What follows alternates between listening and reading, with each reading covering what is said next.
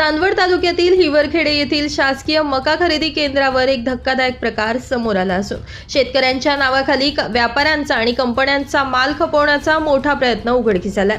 ट्रॅक्टरमध्ये मक्याच्या खाली चक्क शासनाचे रिकामे बारदान आढळल्यानं शेतकरी मक्याबरोबरच आता शासनाचं बारदानही पिकवायला लागलाय का, असा संतप्त सवाल उपस्थित केला जातोय। मिळालेल्या माहितीनुसार हिवरखेडे येथील केंद्रावर मका घेऊन आलेले 5 ते 6 ट्रॅक्टर संशयास्पद वाटल्यानं त्यांची पाहणी करण्यात आली। यावेळी धक्कादायक बाब समोर आली की ट्रॅक्टरमध्ये वरून मका भरलेला होता आणि त्याच्या खाली शासनाचे अधिकृत बारदान आधीच अंतरलेले होते। हा मका स्थानिक शेतकऱ्यांचा नसून निफाड तालुक्यातील टाकळी येथील एका फार्मर प्रोड्युसर कंपनीचा असल्याचं सांगण्यात येते। जेसीबीच्या सहाय्यानं हा मका फार्मर प्रोड्युसर कंपनीच्या गोडाऊनमध्ये भरला जात होता व त्यानंतर ट्रॅक्टर हिवरखेडे येथील केंद्रावर जाऊन त्यातील मका या ठिकाणी उतरवण्यात येत होता। ज्या तळेगाव रोही येथील संस्थेमार्फत ही खरेदी प्रक्रिया सुरू आहे तिच्या विश्वासार्हतेवर आता मोठं प्रश्नचिन्ह निर्माण झालंय। धक्कादायक बाब म्हणजे संस्थेचे अधिकृत कार्यालय गावात कुठेही अस्तित्वात नाही। तळेगाव रोही येथील ग्रामस्थांना अशा कोणत्याही संस्थेची माहिती नाहीये। या केंद्राचा लाभ गावातील एकाही खऱ्या शेतकऱ्याला मिळालेला नाहीये। या गैरप्रकाराची माहिती मिळताच गणेश निंबाळकर यांनी आक्रमक पवित्रा घेत नाशिक येथील पणन महामंडळाचे कार्यालय गाठले। जिल्हा विपणन अधिकारी पाटील साहेब यांना या संपूर्ण प्रकरणाचा जाब विचारण्यात आला। शासकीय बारदानं खासगी ट्रॅक्टरमध्ये आधीच कशी काय पोहोचली? चांदवड तालुक्यातील शेतकऱ्यांनी नोंदणी केलेली असताना प्रथम तालुक्यातील शेतकऱ्यांना प्राधान्य देण्याऐवजी शेजारच्या निफाड तालुक्यातील कंपनीचा माल चांदवडच्या केंद्रावर कसा काय येतो, असे टोकदार प्रश्न यावेळी विचारण्यात आले। हा केवळ एक छोटा गैरप्रकार नसून यामागे मोठं रॅकेट असण्याची शक्यता वर्तविण्यात येते। खऱ्या शेतकऱ्यांचा सातबारा वापरून व्यापाऱ्यांचा माल शासकीय दरानं विकून शासनाची फसवणूक केली जात असल्याचा संशय व्यक्त केला जातोय। या प्रकरणात वरिष्ठ अधिकाऱ्यांचं पाठबळ असल्याशिवाय इतक्या उघडपणे भ्रष्टाचार होणं शक्य नसल्याचंही बोललं जात आहे। शेतकऱ्यांच्या हक्काचा मका खरेदी करण्याऐवजी जर कंपन्यांचे लाड पुरवले जात असतील तर हे खपवून घेतलं जाणार नाही। या प्रकरणाची सखोल चौकशी करून दोषींवर कारवाई व्हावी अशी मागणी गणेश निंबाळकर यांनी केली आहे। आपण जाणताच आहात की 15 तारखेला हिवरखेड्याच्या त्या शासकीय धान्य खरेदीच्या योजनेअंतर्गत मका खरेदी करण्यासाठी जी शासनाने व्यवस्था लावली आहे त्याच्यामध्ये निफाड तालुक्यातील टाकळी गावातून एकाच वेळेस 5 ट्रॅक्टर लोड झाले। टाकळी गावातील एका नागरिकानं ते पाहिले 2-3 दिवस निरीक्षण केलं की ही ट्रॅक्टर्स लोड होत आहे। त्या युवान फार्मर प्रोड्यूस कंपनीच्या गोडाऊनमधून ते ट्रॅक्टर्स लोड झाले आणि ते हिवरखेड्याला खाली व्हायला आले आणि त्याच्यामध्ये ते बारदान वगैरे निघाले, हे सर्व श्रुत आहे। आम्ही जेव्हा तहसील कार्यालयाकडनं माहिती घ्यायला गेलो, तहसील कार्यालयाचं म्हणणं असं झालं की आम्ही जो पंचनामा करून दिला आहे तो आम्ही वरती पाठवला आहे, म्हणून आम्ही त्या पंचनामाच्या अनुषंगानं जिल्हा पणन अधिकारी यांच्याकडे आलो तर त्यांनी सुरुवातीला एकदम त्रयस्थ उत्तर दिली। त्यांनी काय म्हटलं, आम्ही करतो, त्यांना नोटीस पाठवतो वगैरे, इतकी गांभीर्याची बाब आहे। त्यांचं असं म्हणणं झालं नंतर का बुवा तिथल्या शेतकऱ्यांचाच तो मका आहे। असू देत, चांदवड तालुक्यातली कदाचित नावं दिसत आहेत, पण ट्रॅक्टर टाकळी गावातील कशी, हा आमचा महत्त्वाचा प्रश्न होता। दुसरी गोष्ट अशी, जेव्हा या कंपनीची आम्ही नाव नोंदणी काढली तर त्या नाव नोंदणीवरती पहिल्या क्रमांकाचे ट्रॅक्टर्स ते थेट डायरेक्ट माझ्यामध्ये 70-80 क्रमांकावरती ही ट्रॅक्टरची नावं आहेत, शेतकऱ्यांची नावं आहेत आणि त्या नावाच्या अनुषंगानं टाकळीचे ट्रॅक्टर खाली होत आहे। मग पहिल्या त्या 1, 2, 3, 4, 5 ते थेट तुमचे 100 क्रमांकाचे त्या लोकांना मेसेज जाऊनही सेंटर का कळालं नाही, त्या लोकांची मका का खाली झाली नाही, हा प्रश्न आम्ही यांना विचारला असता ते म्हणे आम्ही 2 दिवसात याचा खुलासा करू। पण सर्वासर्व करण्यासाठी तुमच्याकडं फक्त नोंदणी आहे म्हणून तेच शेतकरी आहेत एवढं उत्तर पुरेसं नाही आहे, असं करू नका। आम्ही विनंती केली, आम्ही त्यांना विनंतीतही आमचा रागही दाखवला।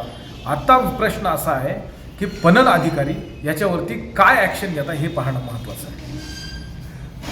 जे बारदान सापडलं होतं, ज्या ट्रॅक्टरमध्ये बारदान निघालं खालून, शेतकऱ्याचं ट्रॅक्टर, शेतकरी जे ड्रायव्हर होते तेच ड्रायव्हर कायम तिथे येतात आणि त्या ड्रायव्हरनं असं बोललं गेलं होतं की माझी मका आहे परंतु बारदान कसं आलं माहीत नाही। या संदर्भात काय झालं?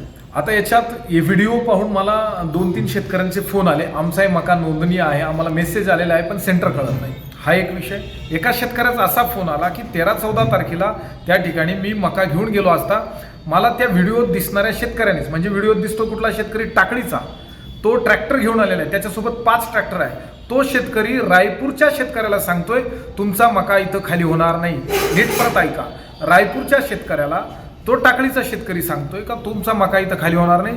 असा तसा करून त्यांनी एक ट्रॅक्टर तिथं खाली केला आणि त्यांनी सांगितलं आता इथून पुढं तुमचा मका आणू नये. ही गंभीर बाब आम्ही या अधिकाऱ्यांच्या निदर्शनास आणून दिली.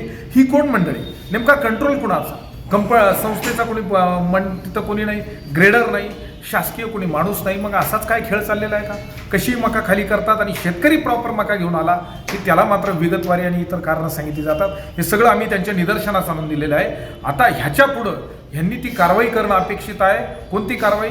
ही शेतकऱ्याची आणि पर्यायाने शासनाची सुद्धा फसवणूक आहे. ही फसवणूक टाळणं, ही फसवणूक करणाऱ्यांना त्या ठिकाणी शासन होणं, या सगळ्या बाबी जिल्हा पणन अधिकाऱ्यांच्या कक्षेत येतात. तहसीलला का आले आणि काय बघून आले? आम्ही फोनद्वारे म्हणजे व्हिडिओ मार्फत पाहिलं का आपण हा गोंधळ त्यावेळेस घडला, हा त्या दिवशी घडला म्हणून मी तर हे मी निवेदन द्यायला आलो, पत्र द्यायला. तुम्ही काय बघितलं? इथं फोनवर ते माणसं तेच व्यक्ती तिथे दिसले म्हणून हे त्याच फोन दिसले.